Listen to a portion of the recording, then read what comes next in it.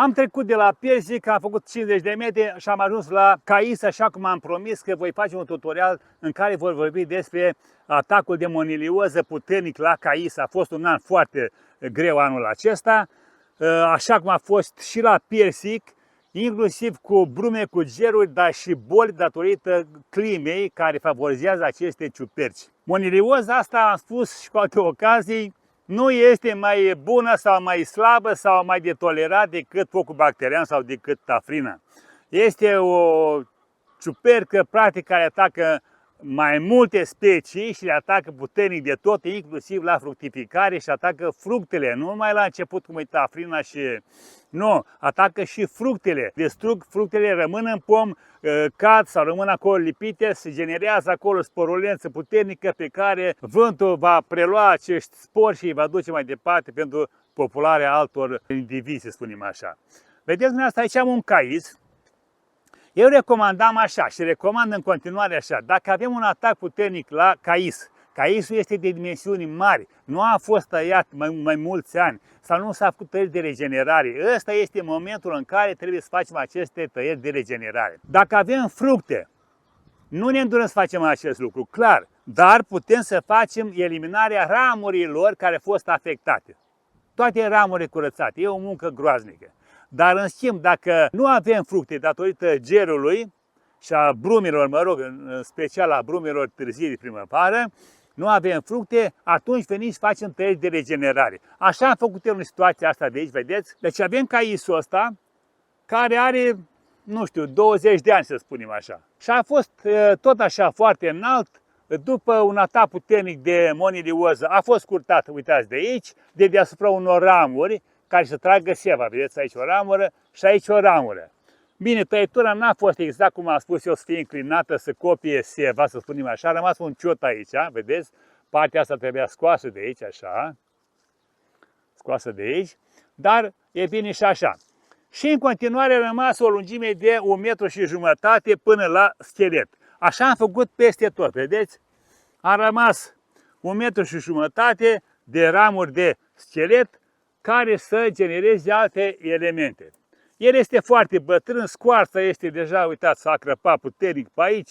Aici intră tot felul de insecte care se depozitează acolo, se mulțesc și așa mai departe. Dar noi facem îmbăieri puternice când facem tratamentul ca să intre să umezească bine scoarța până la lemn, să spunem așa. A lăstărit foarte frumos, nu avem fructe și monilioza, uitați aici, cum a atacat. Nu avem un atac foarte puternic. De ce? Pentru că am făcut tăieri de regenerare și acum pomul a pornit cu altă putere. Imunitatea lui a crescut acum. Peste tot, uitați aici de în vârf, da?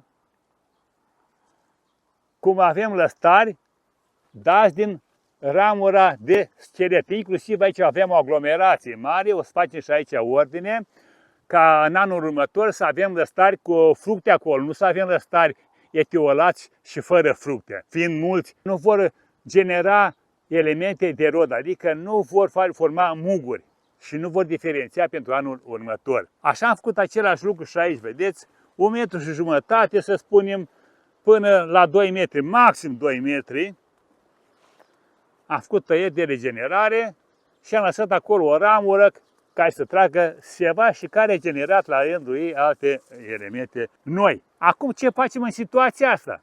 Am spus, a fost regenerat pomul și acum ce facem noi? Nu mai facem cu regenerare, pentru că el deja și-a luat forma corectă, s-a îmbrăcat corect, vedeți? Are o dimensiune potrivită, ușor de întreținut, ușor de tratat și de recoltat atunci când fructifică. Dar ce facem noi? Venim și intrăm în coroană să vedem ce situație avem. Și găsim așa, ramura asta, vedeți?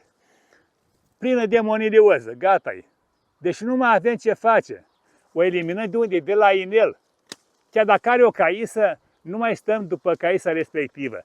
Căutăm fiecare ramură care este moartă, vedeți, înnegrită, o eliminăm cât mai aproape la inel și o scoatem afară, da? Dacă nu avem foarte multe ramuri, sunt foarte rare, să spunem așa, câteva ramuri, da? Scoatem la inel frumos, uitați așa de aici. Așa? Iar ramurile le adunăm și le ducem la foc.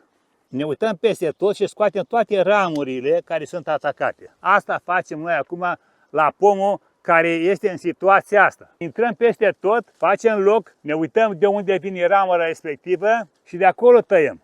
De unde pleacă? De aici. Asta e baza. De aici o scoatem. Asta la altă. De unde? De aici. De la inel o scoatem, dar nu lăsăm niciun ciot, nimic. Nu lăsăm ciuperca care să intre în lemnul mai bătrân. Așa facem peste tot. Uitați aici, vedeți, avem și caise, 2, 3, 4 caise, dar de aici încolo, deci de aici încoace, e doar monelioză. Venim și scoatem chiar de lângă ramura care deține aceste fructe. Și în rest, vedeți, mai avem și aici astea micuțe și pe acestea le curățăm, pentru că și astea au fost afectate, vedeți, astea nu mai sunt ramuri care să meargă în continuare până în anul următor.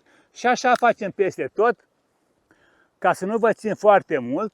V-am spus despre ce este vorba, eu voi continua după aceea, scoatem ramurile toate, control, la inel, la inel, la inel, tot. După ce am eliminat toate aceste ramuri, venim și le adunăm pe toate să nu rămână una și le predăm la camera de ardere.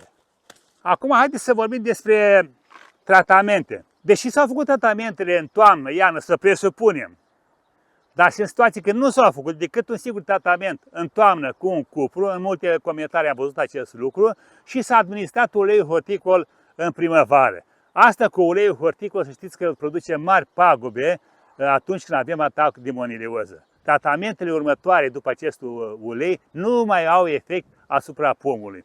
Uleiul creează o pericolă despre care se spune că sufocă niște insecte, probabil că cele care stau mai prost cu sistemul de orientare și stau expuse așa pe niște ramuri. Dar insectele nu sunt proastele, să stau sub scoarță. Uitați aici, sub scoarță, se bagă aici sub scoarță și acolo își depozitează. Când dăm scoarța la o parte, găsim acolo tot felul de forme de insecte. Deci, nu o să le sufoce, dar ce face în schimb uleiul?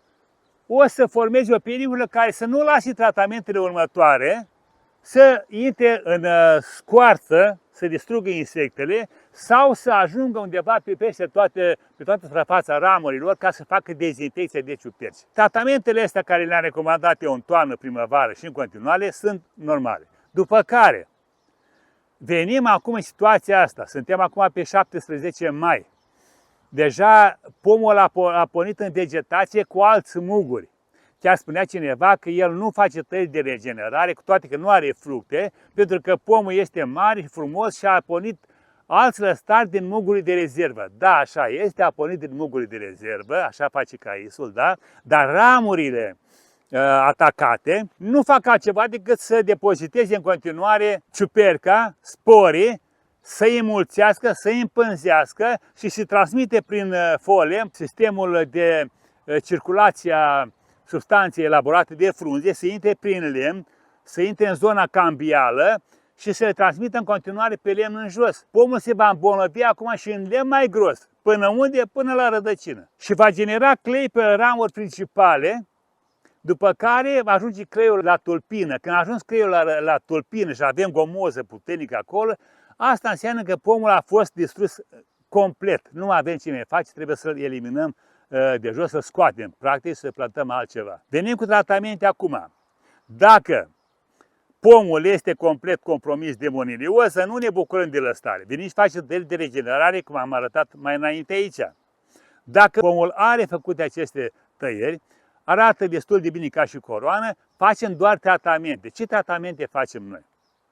Venim în continuare, pentru că vremea nu ne lasă și boala lucrează în continuare. Venim în continuare cu două substanțe care le amestecăm și le folosim în aceeași apă, adică folosim șoruș și captan. Captanul este ca să distrugă ciuperca la vedere, prin contact, iar șorușul vine să intre și el pe acolo, să pătrundă, să facă treaba lui în mai profunzime. După acest tratament venim la 10 zile și folosim score plus captan. După alte 10 zile mai facem un tratament cu șoruș plus captan. La tratamentul 1 și la tratamentul 3, ca și la pesic, folosim și mospirlan. De ce? Pentru că în perioada asta apar puricii verzi care atacă vârful lăstarilor. Deci el pleacă pomul în vegetație, pornește, caută să-și formeze lăstare noi, să supraviețuiască, să hrănească rădăcina cu ceea ce elaborează el prin fotosinteză, dar vin puricii, atacă frunzele, le îngrămădesc și a blocat și această șansă a pomului de a supraviețui. Deci facem tratamente prin adaos, tratamentul 1 și 3, prin adaos de mospilan. Avem fructe. Facem tratamentul complet, nu facem tăieri de regenerare. Dacă avem fructe multe, să spunem așa, nu ne permite să tragem aceste tăieri, să dăm toate fructele jos. Dar, imediat după recoltare, facem această tăiere de regenerare și încă un tratament cu șorus plus captan. O dezinfecție bună. Tratamentul se face prin o spălare completă. O spălare completă, să nu rămână lăstat, să nu rămână frunză, să nu rămână scoarță îmbibată cu tratament. Deci, facem o trecere, o spălare bună. Nu ne mai întoarcem. Dacă ne întoarcem, înseamnă că am făcut un tratament cu o substanță dublă și putem să avem surpriza, să avem fitotoxicitate, adică frunzele se vor păta, se vor aduna un pic, stau pătate cu maroniu, care nu dă nicio simptomă de boală. Te uiți ca ce boală ar fi, nu e nicio boală. Este fitotoxicitate dată de substanțele pe care le-am repetat sau dacă am folosit doze dublă, atenție mare și la doze, folosind dozele care corespund conform graficului trecut pe ambalaj. Chiar dacă noi mai greșim, poate când vorbim datorită vitezei de explicație, mai greșim doze, dumneavoastră vă orientați după doza de pe ambalaj, acolo nu este greșită. Ăsta a fost tutorialul pentru astăzi, la revedere și succes pe toată linia!